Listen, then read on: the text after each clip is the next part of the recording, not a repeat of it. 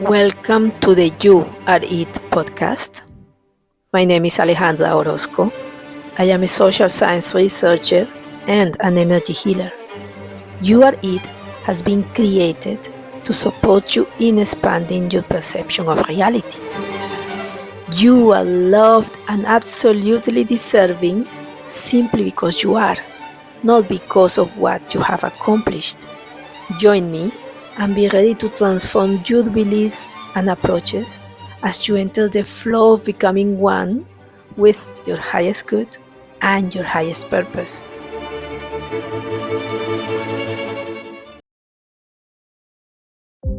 Dear friends of the soul, You Are It completes its season 1 today. And I still can't believe it. I can tell you for sure that I had no idea how far I would go, let alone that I would finish a whole season. This is wild and sweet. So, allow me to use today's episode 15 to share some important reminders that you can come back to whenever you feel like the pressure is too much or you feel a little bit lost. It seems to me that for all of us who are proactively facing our shadows and doing the work of connecting to and holding our own light, it might get a little bit more intense as 2024 ends and 2025 unfolds. Life and everything in it continues to invite us to reach into our core. We asked for nothing less when we chose to awaken to who we truly are. Oh yes, it is likely to get quite juicy and enlightening as we go deeper into self-awareness and witness the true nature of existence beyond the illusions of this material reality. Any process that is transformational is naturally harsh, thanks to our ego mind. This is why we often feel lost and sad or desperate. All the beliefs that we once held sacred are now crumbling, such as the unfounded belief that we are inadequate or unworthy, or the belief that power is something outside of us, or the habit of giving power to things outside of us, such as money, or the belief that something outside of us needs to change for our reality to become better, etc. For so long, we have externalized what we thought we needed to succeed in life. And now we realize that all along, we ourselves, our infinite inner selves, have always held the power and have always had the answers. All along, our true journey has been one of becoming aware of who we truly are, rather than trying to become something better than what we think we are. Even the statement, "we must become better," shows the fallacy. Only our limited 3D minds and what we have embraced from the minds of others could confine us to maintaining such a perception of ourselves. And this mentality and conditioning that we have consented to has kept us in this merry-go-round of pursuing one thing after another, always trying to reach higher academic heights, make more money, work harder, all in order to be of value, to be better, to become worthy, or even to become spiritual. There is nothing wrong with having material and intellectual goals. What has limited us is believing that such pursuits are necessary to be worthy. What a crazy ride to find out that we are already light. What a journey to unravel that our effort to show our love and our light has nothing to do with doing something to achieve something else. It is actually a process of undoing, peeling away layer after layer of all the limited thinking about who we think we are or are not. A process of burning away all the conditioning that has made us feel inadequate because of our material limitations, social status, illusory standards of beauty, perceptions of gender, over-worshiping of intellectual education, disregard of inner spiritual guidance, etc., etc. Yes, our achievement has been to uncover and reenact the divine in us and in our lives. It has been a most profound and moving journey of moving beyond doing to simply and deeply being. It has been a most transformative process of finally coming face to face with our wholeness, our beauty, and our power. Now that we have accepted where we have been, we move towards being in our true light. Now that we have realized what we are not and who we truly are, we embraced a new reality of deep compassion and love for ourselves and others. For you who are it, here are some powerful reminders. Number 1. Everything is consciousness. This is the essence of this journey, to own our role as co-creators of our reality, to surrender all conditioning, all limiting beliefs, and to return to the light that we are, the love that we are. There is nothing you really need to learn, but rather unlearn. Your true divine self has always been you, just hidden beneath the mundane layers of who you think you are. Now, through this interesting process of returning to yourself, self with capital S, of becoming aware, of awakening, you are moving towards becoming the conscious creator you were always meant to be. Number 2. The unconditionality of existence and the embodiment of the love that we are made of and that we are. We are called to be unconditional at all times in the love that we are and that we share with ourselves and others. Being unconditional means that there are no conditions on your part to be the love that you are, and to recognize the divinity of everyone and everything in creation. You can move towards or away from others if their actions do not reflect kindness, if they are not honorable. But it is not your job to belittle, classify, exclude, or judge others and yourself, and the life experiences others choose to live. You are unconditionally present in this life as the light that you are, regardless of what others choose to be and experience. Number 3. When you are in your heart, you are able to simply trust that there is perfection in the design of you as a divine being and in everything that unfolds before your eyes.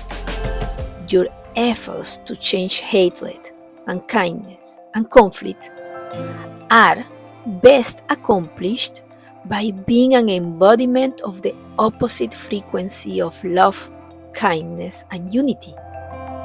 Even when you watch the news and you see suffering, for example, it is not your pity or your anger at the leaders or your judgment of the situation what would change it.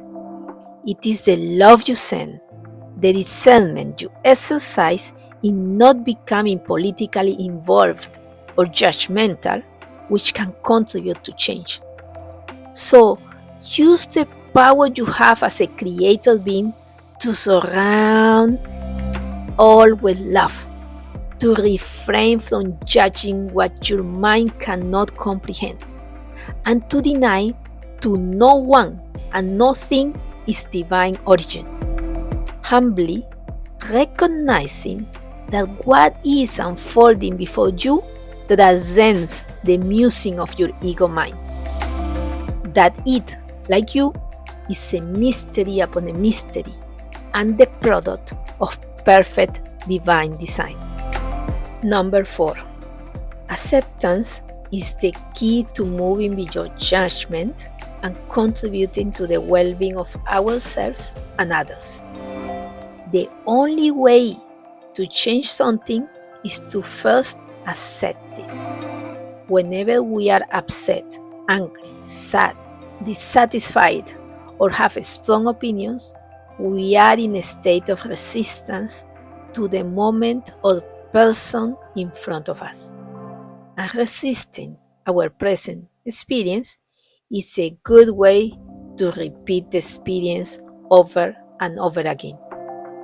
Everything that happens in your reality is meant to teach you, to edify you, to illustrate to you, to bring to your awareness something that once it is dispassionately witnessed, acknowledged, and accepted, then you are ready to move beyond it, to transcend it. Once you embrace the whole you, including the you that was full of flaws, the ignorant you, the wounded you, once you see the unfounded nature of the beliefs that have held you captive, you realize that they don't define you, and you move beyond them. So, the primary requirement for change is acceptance.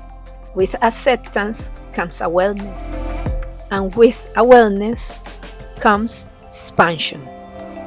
This week, I read a channeling by Robin Jelinek, who said, open quotation marks, "The love you have for yourself is the only thing that truly aligns you with your source," close quotation marks. Dear friends, to know is to love, and for knowledge to be there, it is because acceptance has taken precedence. You cannot love something and not fully accept it. The whole of you must be known and accepted for the love that you are to emerge. Once you are guided by your divine nature, your creations are not a product of constant reaction, but a conscious response to being the love and the light that you are. Number 5. Please remember that your perception determines your experience. This is related to the expression, as within, so without. Your perception comes from your beliefs, your conditioning, your mental and other habits. If you want to change your experience, change your perception of it. As you master self-awareness, you transform your reality. For example, if you see difficulties as punishment, or ignorant actions as the work of evil doers who envy you, try to change your perception of them. Perhaps try to see hardship as a choice you made, aware that your moments of ease were not enough to bring about your transformation. Perhaps try to see others you dislike as kind angels appearing on your path to show you your inner fears, your shadows, whose transgressions, whose behavior is showing you a path to self-awareness, to accountability and integrity. Truly, you choose whether the situation in front of you will serve your transformation or further confine you to the easier to accept but illusory perception of yourself as weak or powerless and a victim of your circumstances. Bashar reminds us that whenever we assign a positive meaning to anything unfolding before us, we derive a positive result from everything we go through. Number 6. You have powers beyond measure. Even if you don't know how to use a gun, every time you have a thought of anger and resentment towards yourself or others, you are waging war. As you see yourself and others, you create yourself and others. And as you create, you give life. No, do not doubt for a second that you have powers beyond measure. You are the creation of a perfect divinity, and nothing in her creation is limited or imperfect. Every time you perceive yourself as separate from others, you deny their divinity or your divinity. But you, like everyone else, are an individual expression of the whole. Allow yourself to see the perfection of the creation before your eyes. No action can define you. No looks can describe you. No physical form can confine you. Nothing can contain you as a divine being. Not to anyone or anything in your experience. So, be aware not to define others by what they do, or how they look, or what they think. They are infinite like you. They are also divine like you. Beings who have chosen to live an experience different from yours. Number 7. The best way to access and be in your power is to be fully aware in your present moment and to realize that you are already whole and an expression of the divine, regardless of conditions, identity, gender, geography. Being in your power also means disidentifying from thoughts, emotions, the body, and your desires, and allowing life experiences to happen in such a way that you can be in them but not defined by them. Nothing can define you anyway, nor can anything describe you. Number 8. There is a powerful message I heard through Bashar about how your own baggage that comes from your innate self has no weight, does not bring you sadness, despair, anger, and the like. No. Whenever you are in those emotions, you can be sure that there is something you are carrying from experience, a belief, a conditioning, or someone else's belief that you have chosen to adopt as your own, that you have agreed to let it define you and therefore limit you. Every time you are out of alignment with true joy, with stillness, with trust, with peace, there is an issue of self-worth and self-love, or a belief or conditioning that you have adopted and that your soul is now asking you to release. All low vibrational emotions come from beliefs that are not yours. Allow the emotions, the low vibrational states of being, to emerge. Be their witness and become aware of the perception of reality or belief that is feeding them, and let them go. You hold the power to your own happiness and to your own enlightenment. And number 9, fear nothing. Nothing and no one can harm you. You are as perfect as love itself. You are as eternal as divinity itself. You are as deep as the infinite universe. You are as bright as the light of day. And you are as divine as the prime source from which you came. As you embrace your greatness, you experience all the beauty and the love that you are. Be willing to let go of what doesn't serve you and to embrace who you truly are. I have truly enjoyed every minute of my time letting ideas flow and building season 1 of You Are It. What comes next is yet to be known, but any shape or form of season 2 will begin in February 2025. Until then, I will be working on a book that will be a fusion of the fruits of my mind and the fruits of my heart. I will also be involved in community building initiatives through various approaches and platforms, and will share details with you as things unfold. I invite you to share this podcast with anyone you feel might benefit from its content, anyone who might feel uplifted by the reflections I have so lovingly shared here.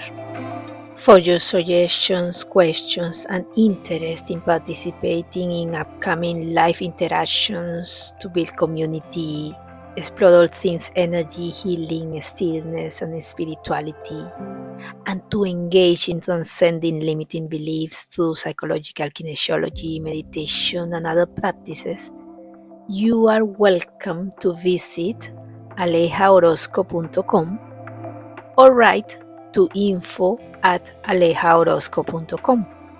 Details are included in the description of this episode. This Latina loves you all absolutely dearly.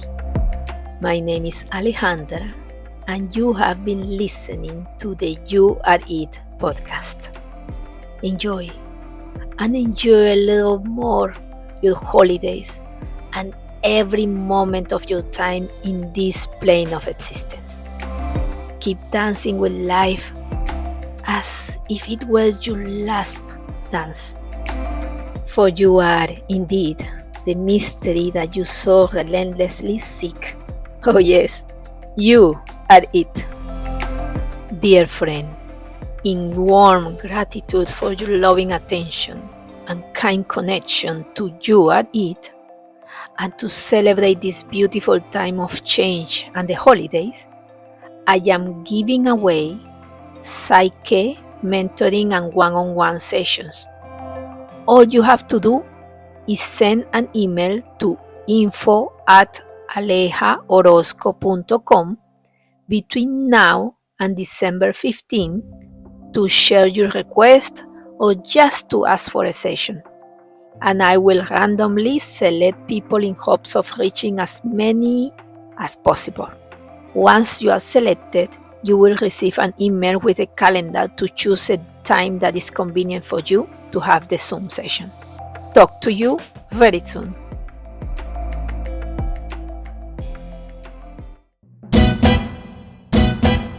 Rumi once said, "You search the world for treasures, but the real treasure is yourself." This is the essence of our message on the You Are It podcast. You are the treasure waiting to be discovered or enjoyed. You are the flame that never consumes itself and the light that shines everywhere. Now you are home. Please know that you are most welcome. Stay tuned as we look forward to sharing something of value on every episode.